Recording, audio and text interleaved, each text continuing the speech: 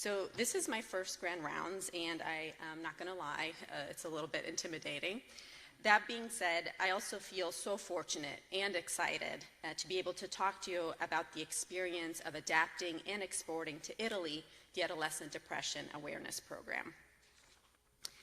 I will start by giving some historical and cultural background and share some of the epidemiology and attitudes towards depression in Italy. I will then explain what it entails to adapt a universal school-based curriculum created in the US for an audience that speaks a different language and is part of a different cultural context.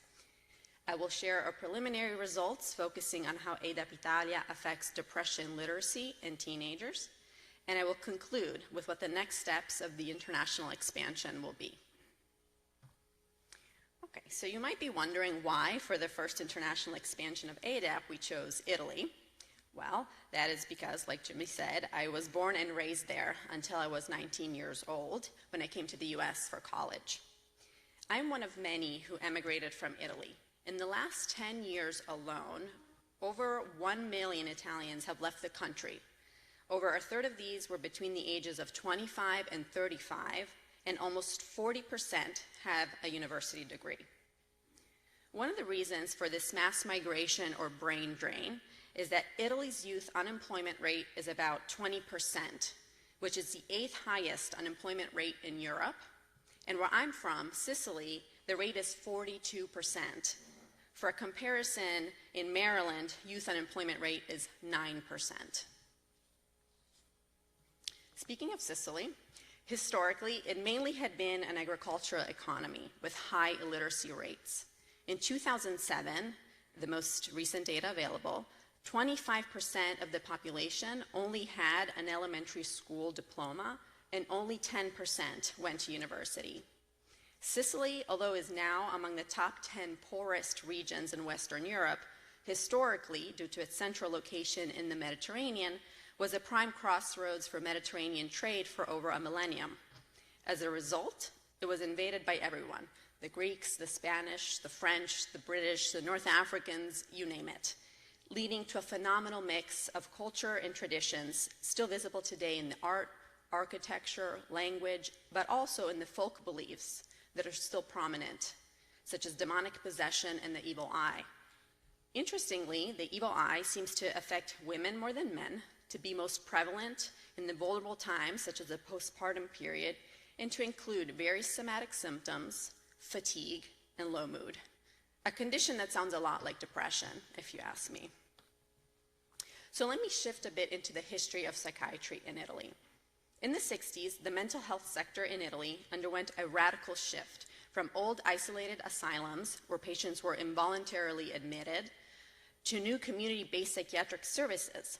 In 1968, the Basaglia law, named after the psychiatrist who spearheaded this reform, imposed the closure of asylums. Of course, it was not a smooth process, and the government neither provided enough guidance nor resources to increase community-based services. And it wasn't until 2000 that the last 10 asylums, including the one pictured on the left, were closed. Today, however, thanks to this law in Italy, the landscape of psychiatric services is roughly similar to the one we see in the US. Psychiatric hospitals are in urban areas, and the outpatient services include day hospitals, residentials, outpatient clinics. And you may know this already, but in Italy, healthcare is provided by the National Health Service, and all citizens have unlimited healthcare coverage. That being said, as many 70% of Italians are dissatisfied with care in the public sector because not all services are provided, and the waits can be long, so it's not uncommon for patients to rely on private services.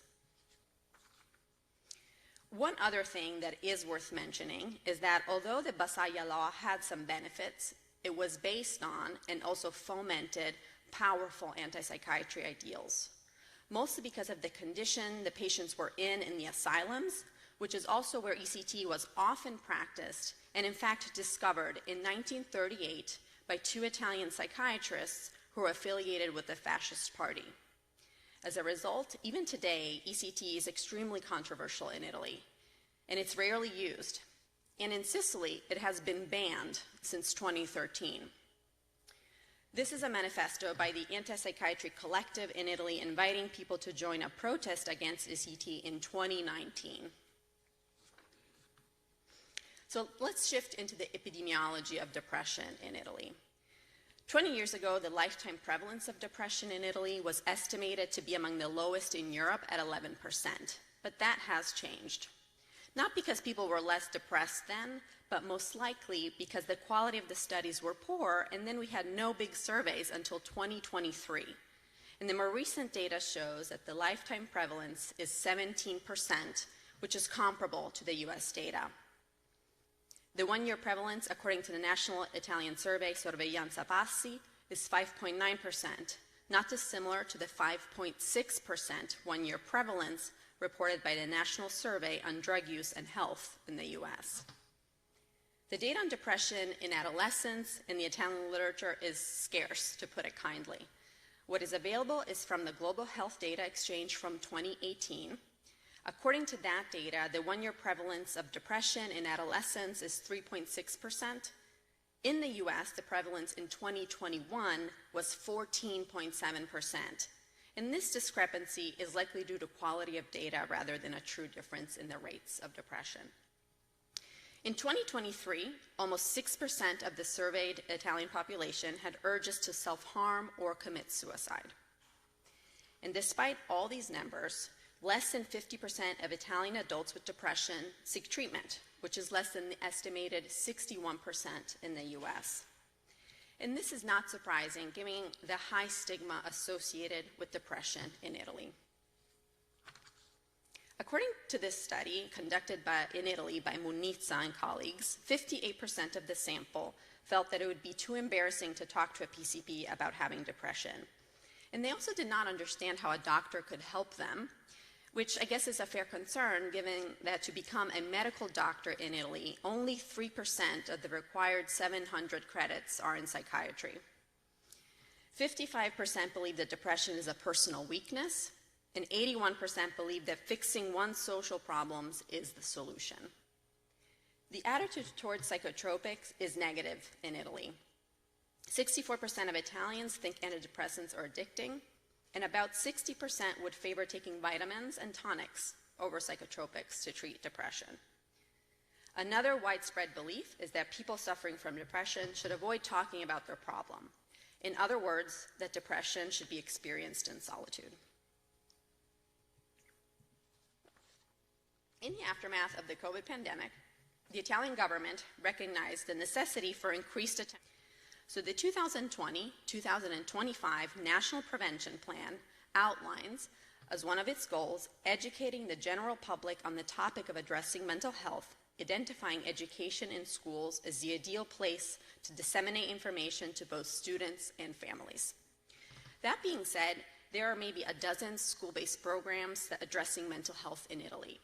Most of the studies and programs I found are old and no longer being taught, many because the cost of implementation was too high or they required a mental health professional to teach them, reducing their replicability. They were focused on emotional well-being, so distinguishing between thoughts and feelings or stigma rather than mental health literacy, and they were only implemented in local school districts and finally had no outcome measures. So, in other words, there is nothing like ADAP in Italy, or I should say, there was nothing like it. Okay, so let's briefly review what ADAP is and its history. So ADAP stands for the Adolescent Depression Awareness Program. It was created by our very own Karen Swartz in 1999 with the goal of educating high school students on what depression is to destigmatize it, stigmatize suicide, and encourage help-seeking behaviors. Both the student curriculum and the teacher trainings, which is available for free on our website, were built on student, parent, and teacher feedback over years. Although I certainly have been and will continue to avail myself of the years of experience that have made the program what it is today, I am piloting what it's like to export a school-based curriculum that touches on sensitive topics abroad in a different language and culture for the first time. ADAP consists of a 3-hour curriculum. There are about 50 PowerPoint slides, which I understand were overheads back in the origin days. We show the students 2 movies. One is called Day for Night, Recognizing Teenage Depression, And this is a 25-minute video of real teens with depression and bipolar. The other is called Psychiatry One-on-One, and it has a psychiatrist, a 35-year-old Dr. Schwartz, interviewing an actor portraying 3 different mood states. Little d depression, meaning having a hard time, big D depression or major depression, and mania. There's a handout, a homework assignment, and the ADAP Depression Knowledge Questionnaire, which I will describe later on. And this is not in the original ADAP, but for ADAP Italia, we also created a course presentation and relevance questionnaire where we asked if the material was comprehensible and relevant. Okay. So let's get into what the process of exploring the program entails. First, we had to identify a school that would be willing to have an outsider come pilot a new program and talk to their students about depression and suicide. And it turns out schools are very protective of their pupils, and because it's Italy, the bureaucracy is what it is. So before a school would even let me set foot in the building, a member of the school had to present the project to the school council and get unanimous approval. Fortunately, I had 2 things going for me. 1, I'm Italian, so not a foreigner. And 2, my mother was acting as the assistant to the principal in the school where she had taught for 20 years. So she presented the project, and we got 150 out of 150 votes. I think another thing that worked in our favor is that the school clearly felt a need for this kind of initiative. Okay, so the school is called Maria Adelaide, where this red tag is on the map. This is a public school located in Palermo, the capital of Sicily, that also offers boarding for students from the rural villages of Sicily and the small islands off the coast. It is near the historic center of the city and also a 7-minute walk from the apartment I grew up in. The structure where the school is located was built in 1750, and it was a monastery before becoming a boarding school in 1863, at which point it was named after the wife of King Vittorio Emanuele II.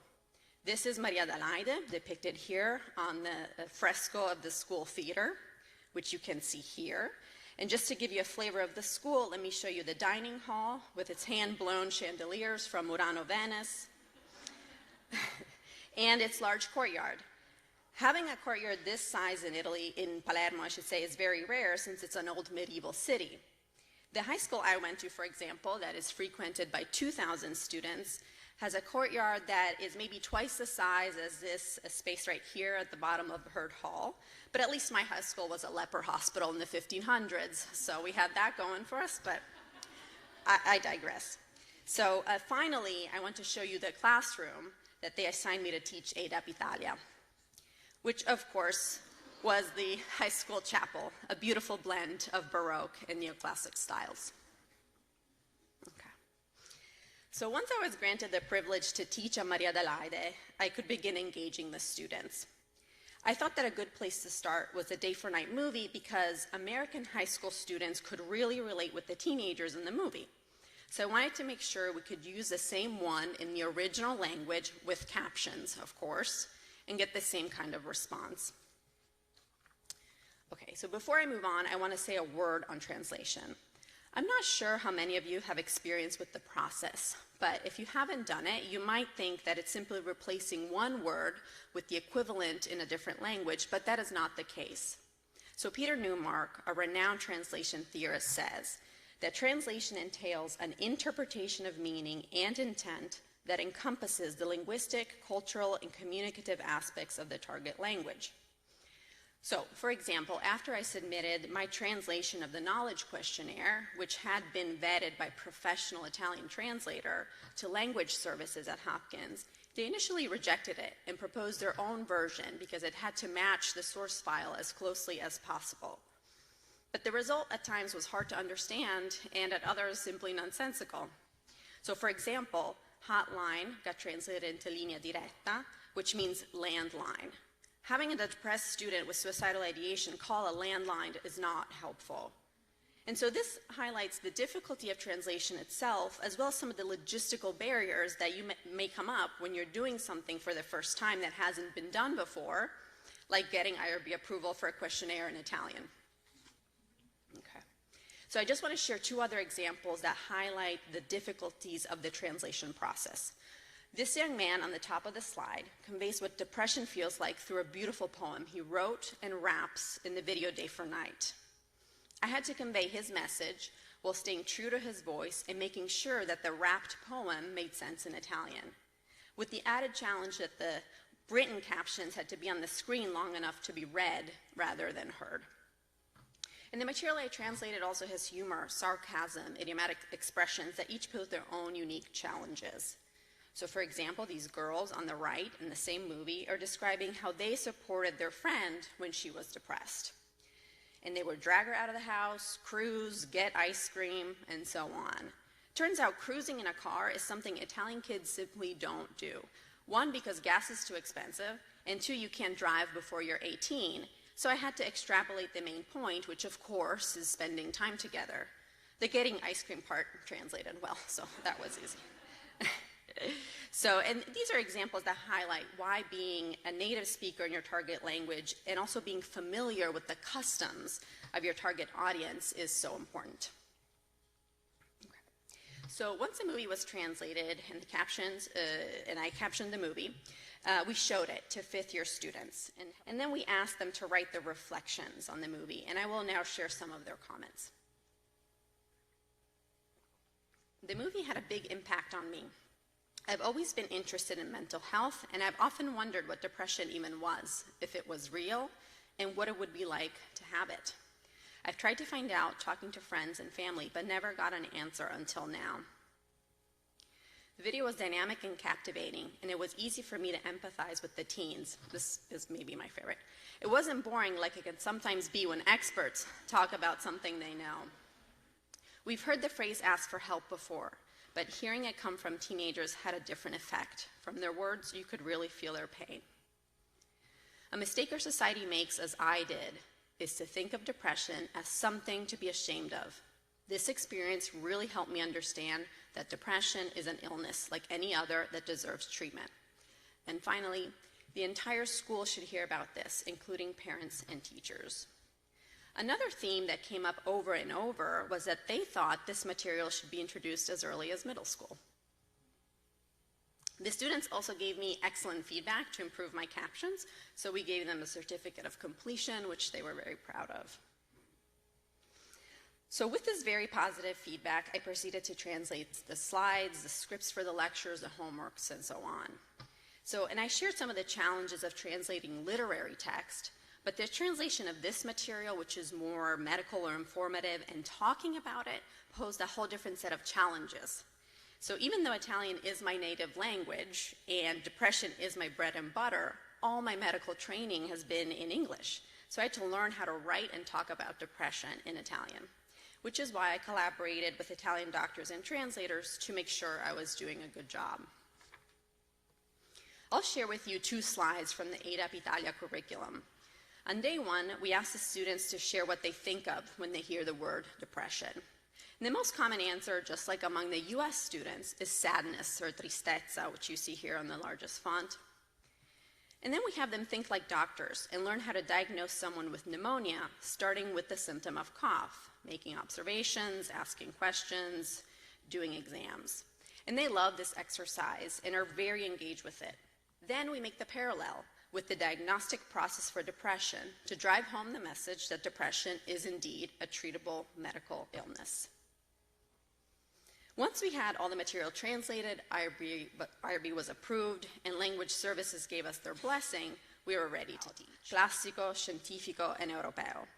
Rather than combining them, although the classes were small, we kept them separate. So I taught each lecture 3 times for a total of 9 lectures.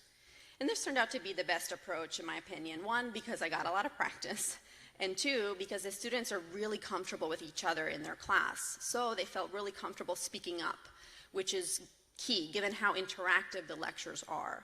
In fact, they were so excited to talk and ask questions that I had to slow them down. So I taught the second-year students, who are typically 15 and 16. All 46 students participated in the course. 71% were female and 29% were male. 3 students have special education needs, although their support teacher was there to help them throughout.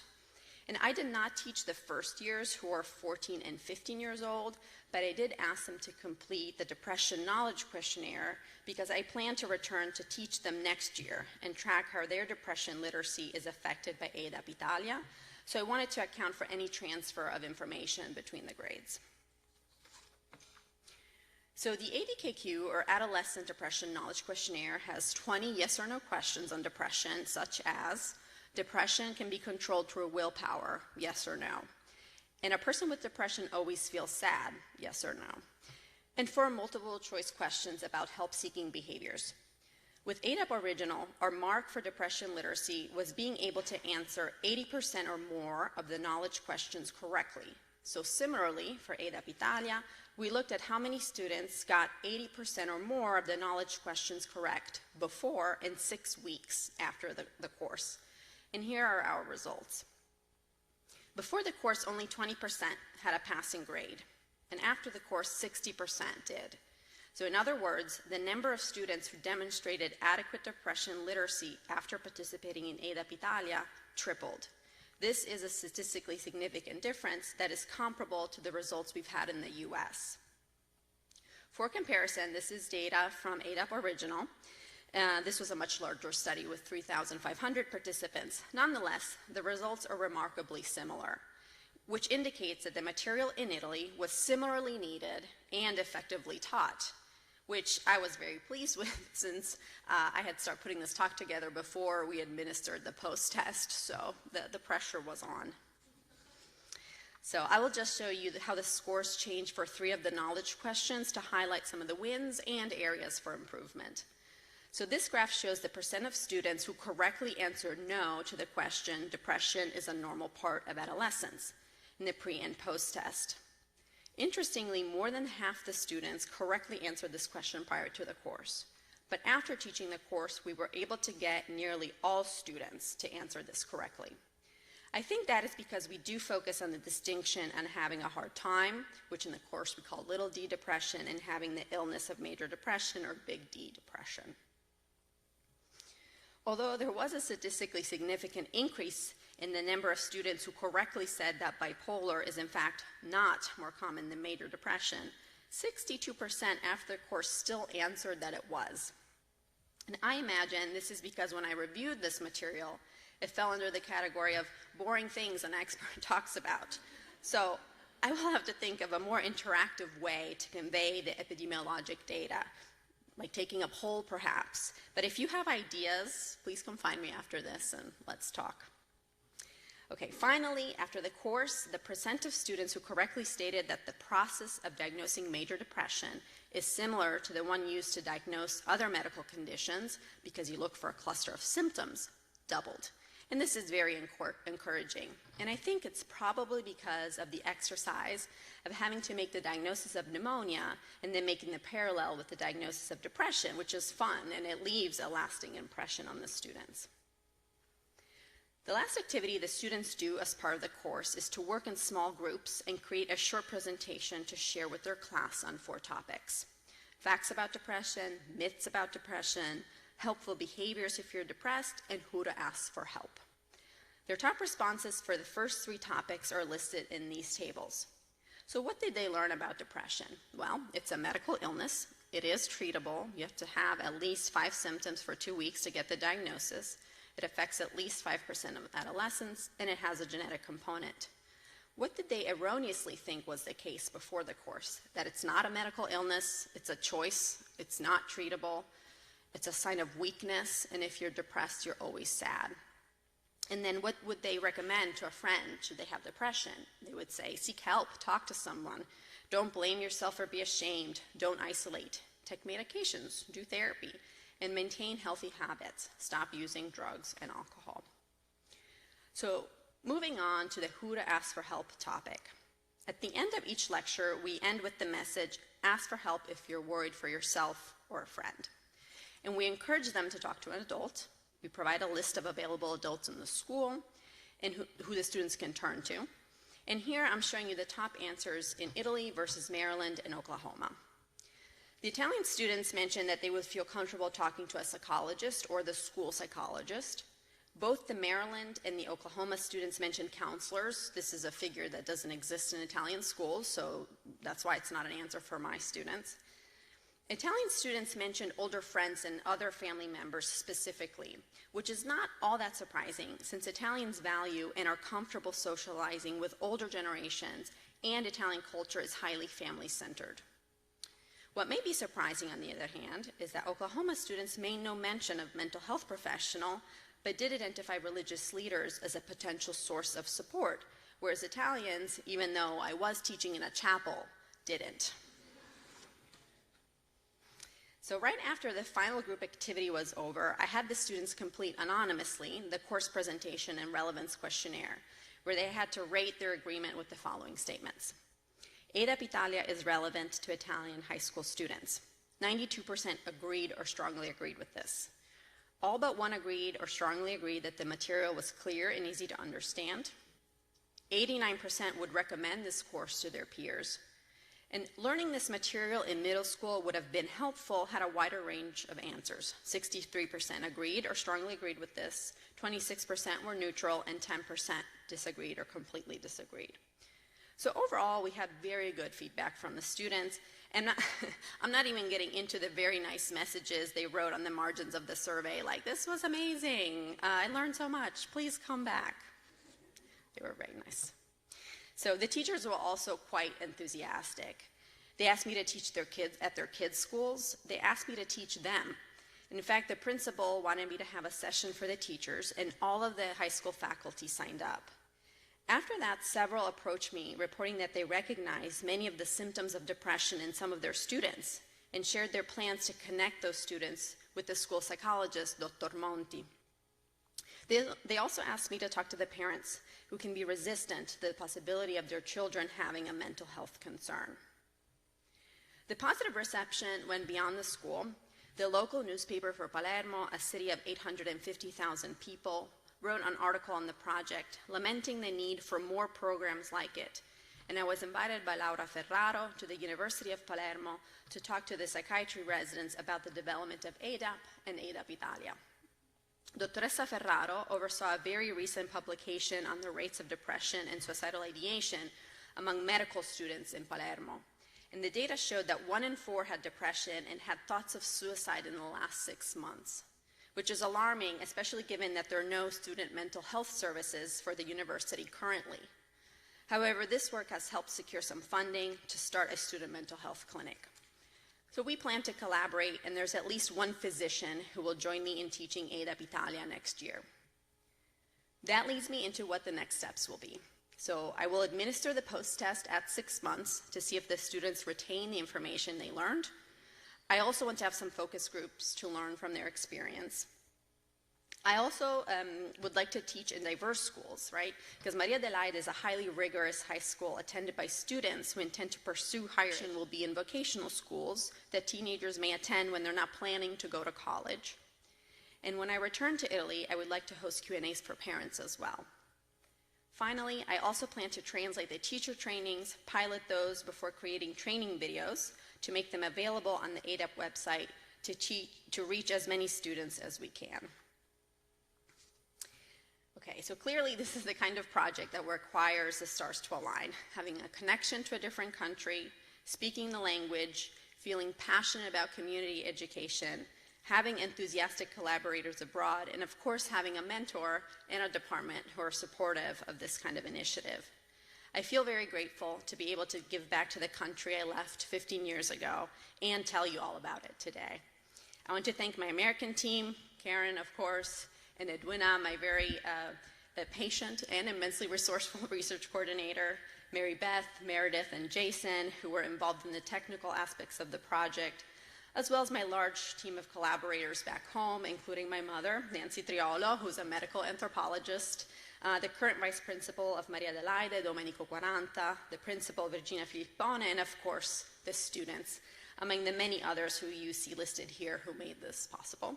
So thank you for your attention, and I'm happy to take questions.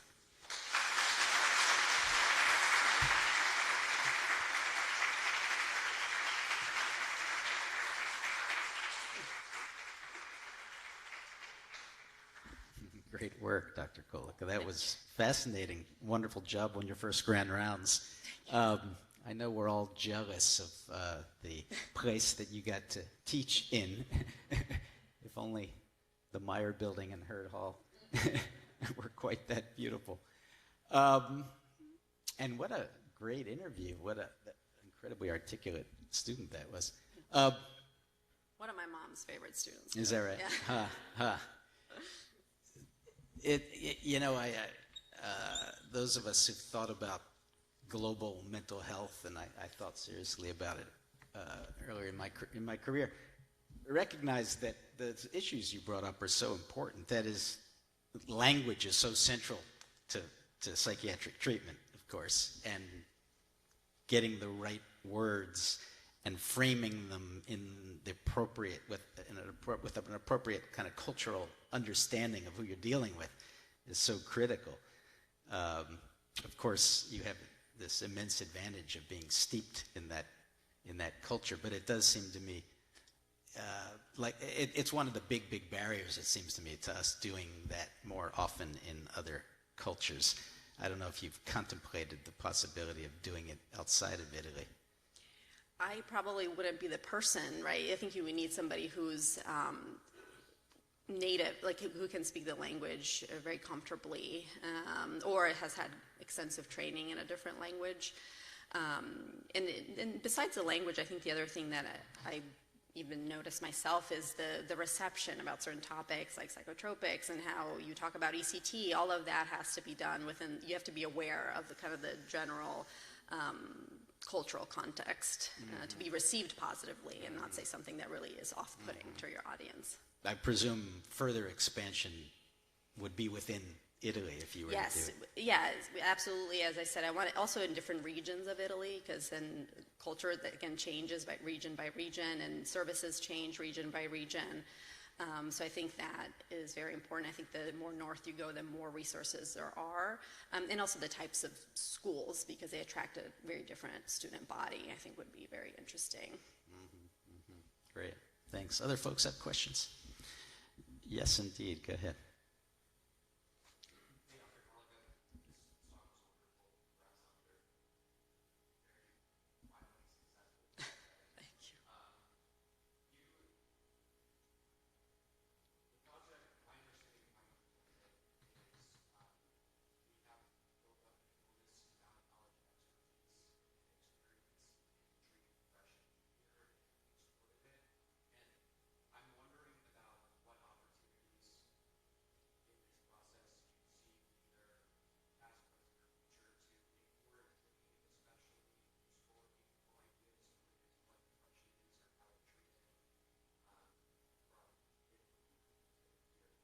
Yeah. I'll repeat, which I sometimes forget to do. The question is, are there opportunities to import ideas from Italy? As far as treatment goes, well, we have to remember the goal of the course is to provide information, right, that the illness of depression is an illness and that it's treatable. And we obviously touch on what things are helpful, like medications, therapy, but we don't go into deep detail into that, because that's kind of the next steps. Once you get into treatment, what does your therapist or psychiatrist recommend? And again, it's a touchy subject, because sometimes people need ECT, but we're not going to talk to high school students with no parental consent or anything about that. But that's certainly good to know that ECT isn't an option, for instance, in Sicily, right? So when you're talking and educating the school psychologist or the other teachers, you have to be a little bit thoughtful of that, if that makes sense. I hope that answered your question. Yeah. Other folks? Yeah, Dr. Lori.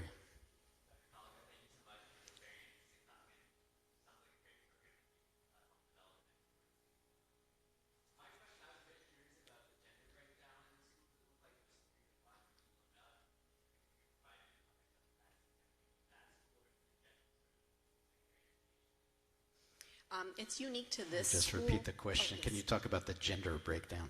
Yes, thank you. It's, I would say, unique to this school because there's so much focus on language. I think it tends to attract more women. And for instance, the high school I went to, which was scientific, so focus on math and physics with mostly male predominant. So it just depends on the type of school. Which I understand also the gender of the class really changes the interaction you have when teaching this topic. So another thing that would be interesting for me is having a more male predominant group. Yeah. Thanks. Other folks, Dr. Margolis.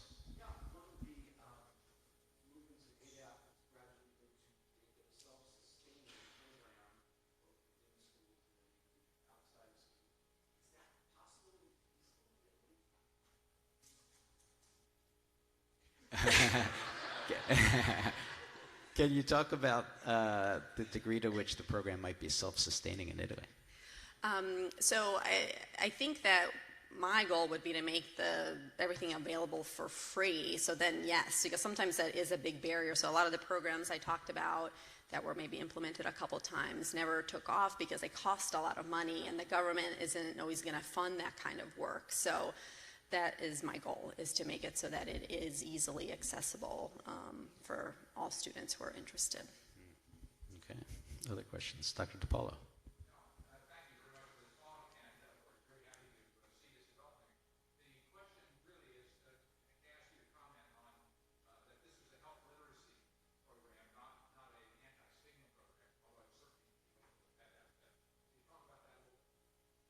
Can you talk about this as a health literacy program as opposed to an anti-stigma program? Yeah, so as I mentioned earlier, the main goal is to make students aware of what depression is, right? What the symptoms are, which and some of the symptoms are surprising to students and teachers, like anger, for example, being so common in adolescence. And then part of it, too, is to encourage people to ask help. We do try to destigmatize depression, so it's part of it, too. But compared to some of the other things that are available, we do much we're very intentional about teaching what depression is and how you recognize it, and, again, ask for help being the main message. Thanks. Do I see another hand in the back? Yeah, go ahead.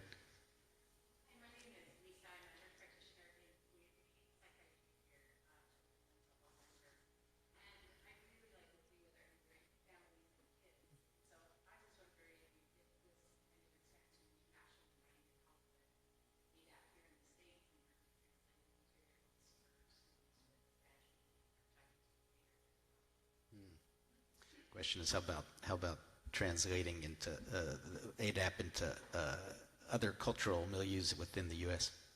I think that is a great idea. I do think that this type of experience can kind of set the path for that, right? Like what it's like to get IRB approval for a questionnaire in a different language and things like that, if you want to kind of study the efficacy of it. But even though this was in a different country, it certainly can be adapted within the country, but different cultural contexts. Absolutely. I think that would be great. That would be a nice next step if we find the right people. I mean, I speak Spanish. I'm just not trained in it. So like having people who are native speakers in Spanish who are interested and want to collaborate, I'd be very excited to do that. And I think it would be a great next step. Absolutely. Thank you for mentioning that. Other folks? I have go ahead, Dr. Yue.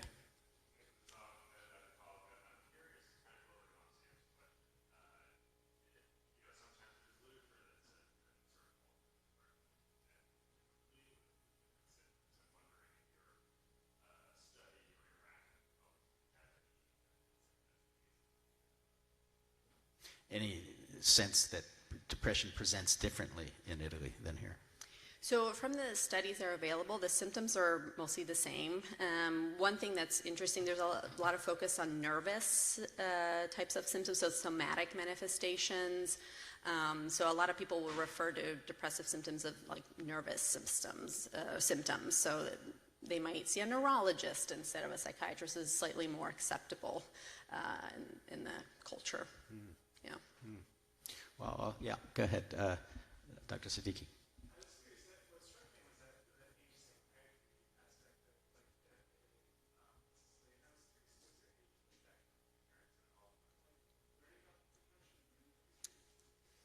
Any pushback from parents with regard to implementing this? Yeah, so I didn't interact with the parents of the students, although the teachers that I interacted with were essentially all parents, and they were very interested in the project. In fact, they were saying, please come teach at my kids' school if they sent their kids somewhere else.